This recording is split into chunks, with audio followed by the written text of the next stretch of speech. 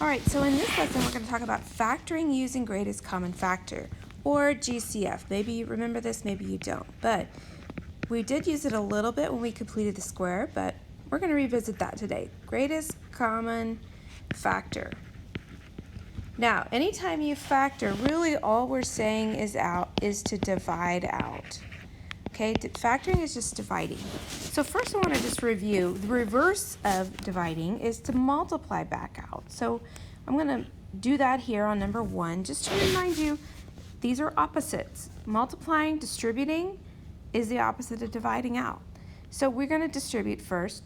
So negative times a negative makes a positive. That'll be a positive 2. X squared times x squared. We always add the exponents when we multiply. Negative x times 5, negative x squared times 5x is negative 5x cubed. Add those exponents. And then negative times a negative is a positive 4x squared. So I bring this up because as you do greatest common factor, the way you're going to check your work is by distributing it back out. So before we jump right into this, let's practice just finding the greatest common factor. So let's look at number 1 here. What do these two terms have in common? What's the largest number and or the largest variable? Well, hopefully you see that we can divide a 4 out of both of these. That's the greatest common factor. But let's look at number 2 here. What is the greatest common factor we can take out of both of these? Well, they both have an x. This one on the left has 2 x's, x squared. This one on the right has only 1. So I can take an x out. What about the y's? Well, there's 1 here, there's x squared over here, so I can take a y out. But that's the greatest common factor that I can take out. That's it. That is the GCF. Lastly, look at number 3. What do these 3 terms have in common? Hopefully you see that they all have at least one x, so I can take an x out. What about the coefficients? Notice they're all even, so I can at least take a 2 out, right? But could I take more? Is there a bigger number besides 2 that I could take out of all 3? Hopefully, you see that you could actually take a 4 out. So that means I could factor out a 4x out of every one of those terms. That would be the greatest common factor in this case. All right, let's try this one. Number 1, what do they have in common? Look at our terms. All right, 4 and 11, there's nothing I can divide out of either one of these, so that's not going to help. But look at my x terms. I have x cubed and x to the 5th. So I can take an x cubed out of both. So when I do that, what's going to be left over? Well, I'm taking x cubed out of the first term, divide that out, and I'm left with a 4. In the second term, I'm leaving the 11 there, but I'm dividing out an x cubed, which means I have left an x squared, okay? So if you want to go back and check this, you can just redistribute. So before I go further, let's just revisit. When you write these, you're going to put whatever your greatest common factor is on the outside. When you divide it out, what's left goes inside the parentheses. All right? You always want to check 2 things. 1, check to see if the leftovers have any other GCF remaining. Is there another GCF in the leftovers? If so, then we didn't quite get the biggest GCF. We didn't get the greatest common factor. We just did a common factor. So always want to check that. And then the second thing to notice is you can distribute back out to check your answer. Because if you did it right and you distribute, you should end up back where you were before. So I'm just going to put a little bubble around this, a couple little tidbits for you. Now let's try number 2. Look at these 3 terms. What is the greatest common factor between these? So I know they're even, so I can take a 2 out. Could I take something larger, like a 4? Well, it doesn't quite work in all the terms. 6 doesn't work in all the terms. And I keep going up. Well, 2 looks like the biggest coefficient. What about our x's? This one has 3 x's, this one has 2, this one has 1. So the most I can take out is 1.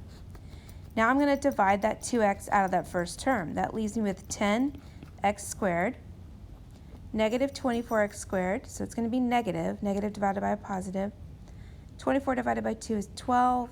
X squared, take away an x, gives me an x left over. negative 18 divided by 2 is 9. Take the x out, and I'm just left with that. Let's look at number 3. Now, this one, I want to bring up this point. Notice that the leading term right here is negative. You don't really want that, so I want you to put a note here. Always pull out the lead negative. And this is an always thing. You always want to do that. At minimum, always do that. So I know I'm going to take a negative out, but what can I take out of the coefficients? Well, I have 8, I have 28, and I have 16. So I know I can take a 2 out, but could I do a larger value that's even? Well, could I do 4? 8's divisible by 4, 28's divisible by 4, 16's divisible by 4, so 4 works. 6, if I keep going up, 6 doesn't work, so I'm just going to stick with 4. Now let's look at our x's. I have x to the 6th, to the 4th, to the 5th. What's the greatest one they have in common? The 4th. Look at my y's. I have 1y, 1y, 3y's. So I can't take more than 1 from each of these. So now we divide out. Negative x to the 6th y. So negative 8 divided by negative 4 is a positive 2. X to the 6th, taking out x to the 4th leaves me x squared. The y's are divided out. Now I have a negative divided by negative makes it a positive. 28 divided by 4 will make that 7. X to the 4th, dividing x to the 4th, that takes away all the x's in this term. Y, taking away the y, takes out that value in that term. Last one. So in positive 16, take away dividing out negative 4 gives me negative 4. X to the 5th, take away x to the 4th, I am left with x. Y to the 3rd, divide out a y, and I have y squared. All right, there it is. There's my answer. Let's try one more. See what we can pull out of this one. Well, look at our coefficients. They're all multiples of 5. So let's pull a 5 out for sure. Let's look at x's. X to the 4th, x to the 4th, x to the 4th. So I can take out x to the 4th out of all 3 terms. What about y's? Y squared, y cubed, and y to the 1st. So the most I can take out of each one is just a y. So let's divide this out. 15 divided by 5 is 3. X to the 4th divided x to the 4th, those go away. Y squared, take away 1y, I get y. 25 divided by 5 is 5.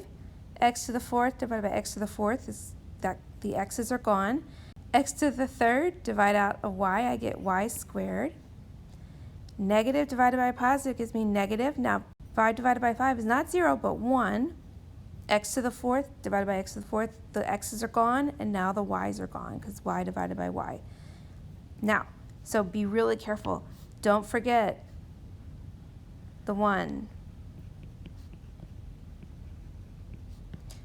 It's a placeholder, because remember, if you don't put it there and then you try to distribute back out to check your work, that value won't show up again. It's a placeholder. You got to keep that 1 there when you divide out. Okay, let me know what questions you have when you get back to class, and we'll see you soon.